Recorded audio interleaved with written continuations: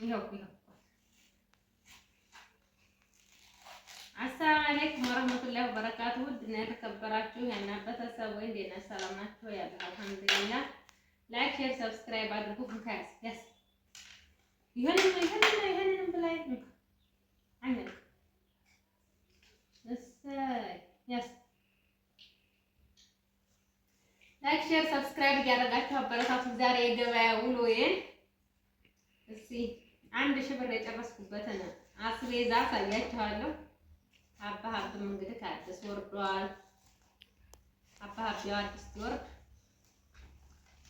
እንበላለን። ፍራፍሬ ግን እንጃ ሀብ ነው እንጂ ሌላ ደስ የሚለኝ የሆነ ዘይቱና ምናምን ባባዬ ነው እንጂ ብርቱካን እንኳን እዛ ሀገር ላይ እንጃ በጣም ብዙ አይደለም። ላይክ ሼር ሰብስክራይብ ሲያደርጉ ሰብስክራይብ እያደረጋችሁ አበረታቱኝ። ሲያሳያችኋለሁ ገበያዬን ውሎዬን ላሳያችሁ። ገበያ እንግዲህ ከእጄ እየመጣሁ ነው። ለልጆቹ እየቀረ ላብጅላቸውና ለልጆቼ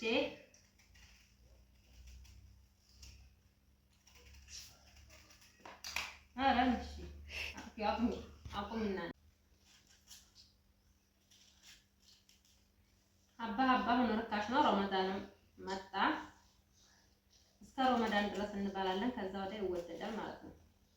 በነገራችን ላይ ማለት ነው ሳዑዲ አረቢያ ስንሆን የምናስበው ቤት ብቻ መኖሪያ ነው።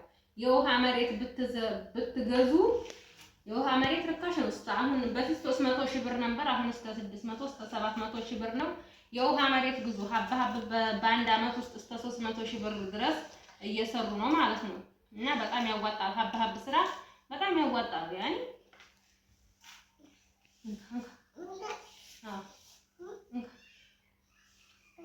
በቃ አይ ፕላዛች እና ሀብ መሬት ያዋጣል። ግዙ። የውሃ መሬት ማለት ነው። ሽንኩርት ብትዘሩ ሀብ ብትዘሩ ምናምን መሬት ይጠቅማል። ለልጃችሁ አውርሳችሁ ታልፋላችሁ ማለት ነው። ብር ብቻ ምንም አያደርጉም። ባጃጅ ተምገዙ የውሃ መሬት ብትገዙ በጣም ስኬታማ ትሆናላችሁ ማለት ነው። ይሄ ደግሞ ጎመን ነው። በጣም ረጃጅም ነው። ደስ ይላል። ያው ገበያ ከሄዶ ጎመን ታሰገዛ ምኑን ነው? ያው የደሃ ስጋ ነው ጎመን። እኛ እንግዲህ ስጋችንን ገዝተናል ማለት ነው። ይሄ 30 ብር ነው። 30 ብር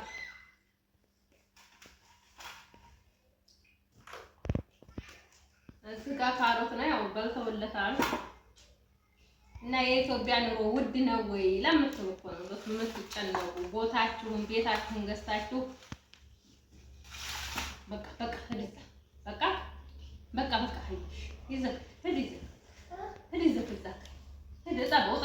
በውሃ ይሄን ያዝና ጥባል ይሄን ላንሻ ስጣ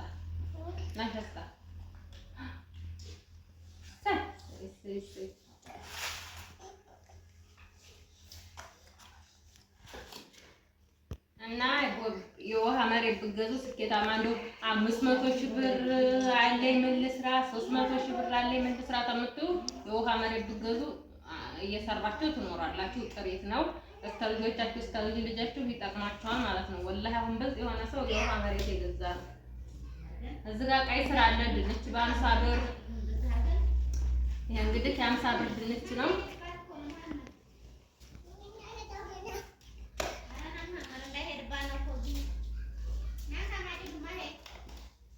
እዚህ ጋር ቀይ ስር አለ። በ30 ብር ነው ቀይ ይሄ ድንች።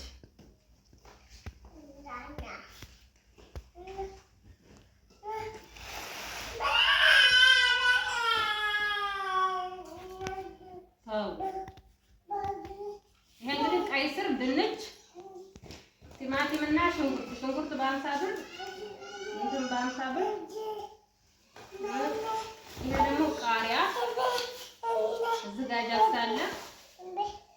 እዚህ ጋር ሳሙና አለ። ነጭ ሽንኩርትም ገዝቻለሁ። ያው ግን ትንሽ ለማውጣት እንትን አለኝ ማለት ነው። ነጭ ቲማቲሙን እዚህ ጋር አውጣና ያው ፍሪጅ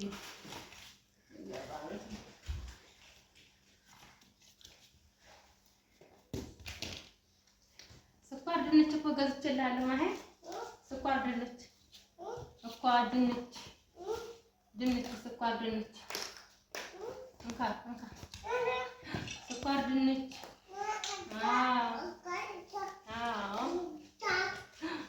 ስኳር ድንች በ50 ብር በቃ እኔ ኢትዮጵያ ኑሮ ከምናምን ስንት ብር ይዘን ብንመጣ ይበቃና ወላሂ ባጃጅ ምናምን ከምገዙ የሆነ ደግሞ ያኔ ሱቅ መክፈት ምናምን ያኔ በስ የሰው ልጅ ግን ለአንዱ የሚሆን ስራ ለአንዱ አይሆንም ማለት ነው።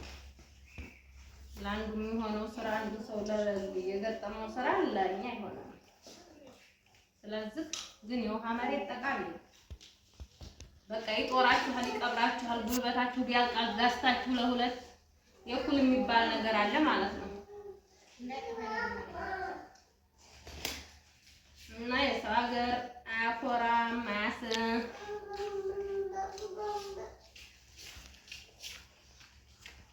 ማሻአላ ብዙ ነው የገዛሁት። ማሻአላ ኢማን ነው ለሰው ልጅ ደግሞ ዋናው በኢማን መኖር ነው። በሀገራችን ላይ ደህና ሆነን ተደስተን ልጆቻችንን ብናሳድግ ጥሪት ያስፈልገናል። አክሽን አስገባሽበት። እንግዲህ ተመልካቾቼ ይሄን ይመስላል። አሁን መሰለን ይሄ በ30 ብር ሀብሀብ ማለት ነው። ሁለት ሀብሀብ በ30 ብር በ60 ብር፣ ይሄ ጎመን በ30 ብር፣ ይሄ ቲማቲም 50 ብር፣ ይሄ የ20 ብር፣ ቀይ ስሩ ድንች 50 ብር፣ ነጭ ሽንኩርት 50 ብር፣ ስኳር ድንች 50 ብር፣ ይሄ ደግሞ ቃሪያ የ70 ብር ፈጭቼ ፍሪጅ አደርገዋለሁ ማለት ነው። ይሄ ደግሞ ሽንኩርት ማሻአላ ዛሬ የ100 ብር ነበር የመሰለኝ 50 ብር ሽንኩርት ማለት ነው። ያኔ የሰው ልጅ ዋና ኢማን ነው ማለት ነው። ከሀገር አይቀርም። በጤናችሁ አትደራደሩ። ጤናችሁን እያመማችሁ ቆይ ዛሬ ቆይ ነገ ሀገር ገብቼ እንዴት እኖራለሁ የሚለው ማንኛውም ሰው ዘንጦና ለብሶ ነው የሚኖረው። አዲስ ከዛ ሀገር የሚኖሩ እንደውም ከዛ ሀገር የመጣን ሰዎች በጣም አይመቸንም እዚህ ስንመጣ ማለት ነው። እና ሳውዲ አረቢያ አዲስ ውጭ ሀገር ሆናችሁ በጣም እርዳታ የቤተሰብ ጫና ያለባችሁ ሰዎች ራሳችሁን ጠብቁ። ለራሳችሁ ገንዘባችሁን ያዙ። ቤተሰብ አትርዱ አይባልም። ግን አንዲት እንቁላል ተራ ማለት ነው እንቁላል ሂጅ ዛሬ ገጠመኝ ልንገራችሁ። እንደው ስደተኛ ነሽ እንዴ አለችኝ። በቃ ጎጎና ቁጭ ስል ማለት ነው እንቁላል ሂጅ። ከዛ አዎ ሂጅ ነበር አልኳት። ከዛ እንደው ስንት ልጅ አለሽ አለች። ልጅ ነው የጠየቀችኝ። 3 ላይ ሀብታም ነሽ አለች። እኔ 16 ዓመት ቆይቼ መጥቼ ልጅ እንኳን የለኝ ብር አንጭ እያሉ ይመቱኛል ወንድሞቼ ነው ያለችኝ ማለት ነው። ከዚህ ሁላ ራሳችሁን ጠብቁ ማለት ነው። ያው 10 20 ዓመት 30 ዓመት የዛ ሀገር ሰው አትምጡ ነው የሚለው ማለት ነው። እናንተ ግን ለምን እንደወጣችሁ ታውቃላችሁ። አላማችሁን አስተካክታችሁ መምጣት ለምን ጤና መጉደል አለ ምን አለ ጉልበት ያምቃል። ስለዚህ እናንተ የራሳችሁን አላማ እንዳትስቱ ለማለት ያህል ነው። ያው ሰው የምትረዱት ሰው በኋላም ያው ረዳችን ሳይሆን ዱላ ነው እንደው የሚጠብቃችሁ ማለት ነው።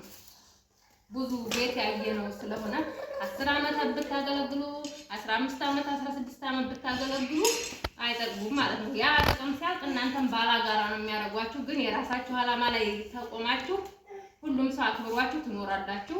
ህይወታችሁንም መውለዳችሁንም እየወለዳችሁ ማለት ነው። ስለዚህ አላማችሁን አትሳቱ። ኢትዮጵያ ኑሮ ያው ቀላል ነው ለሰራ ሰው ጥሪት ላይ ያዘ ሰው። ይሄን እላችኋለሁ። ላይክ፣ ሼር፣ ሰብስክራይብ እያደረጋችሁ ዩቲዩብን እስቲ ላይክ አድርጉ። እስካሁን ስለተከታተላችሁ ከልብ አመሰግናለሁ። አሰላሙ አለይኩም ወራህመቱላሂ ወበረካቱ።